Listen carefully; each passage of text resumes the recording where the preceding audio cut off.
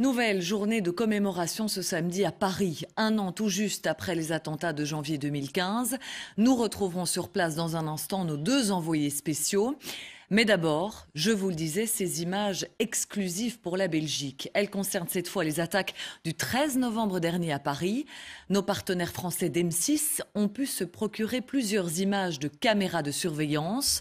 On y voit distinctement chacun des terroristes impliqués avant et après leurs attaques. Regardez, Arnaud Gabriel.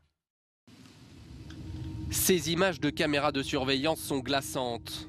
Il est 22h14, nous sommes le 13 novembre à la station de métro de Montreuil. Sur ces images, un homme pénètre dans la station. Il s'agit d'Abdelhamid Abaout. Il vient de participer aux fusillades des terrasses. L'homme avance tranquillement dans un training noir. Il est accompagné d'un autre suspect non identifié. À ce moment-ci, l'attaque du Bataclan est toujours en cours. Quelques minutes plus tôt, Abaout gare la Seat noire qui a servi au commando des terrasses dans la rue Édouard Vaillant à Montreuil. C'est la fin du parcours meurtrier. Un parcours qui commence le 12 novembre en Belgique. Il est 3h10, rue d'Alost à Molenbeek. La Seat noire est visible sur ces images de caméras de surveillance.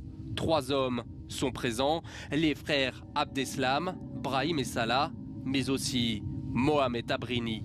Le trio prend la direction de Charleroi. Ils arrivent rue de la Garenne à 5h25. Les 3 hommes y restent durant près de 10 heures. À 16h, direction la France. À la frontière, 2 autres véhicules rejoignent le convoi. À 17h40, ils s'arrêtent dans une station-service. Sur ces images, on voit distinctement les frères Abdeslam et Abrini à l'intérieur de la boutique. Ils font leurs provisions. À leur côté, 4 autres membres du commando. Tous descendent vers Paris. Ils passent la nuit du 12 au 13 novembre, rue Georges Tarral, à Bobigny. Le lendemain, en début de soirée, le groupe se divise en 3 commandos. Une voiture part au Bataclan, 3 hommes à son bord. La seconde prend la direction du Stade de France. La troisième compose le commando des terrasses avec les frères Abdeslam et Abaout. Les fusillades se suivent et se terminent ici, boulevard Voltaire. À 21h42, Brahim Abdeslam entre dans le comptoir Voltaire. Il marche calmement, puis se fait exploser.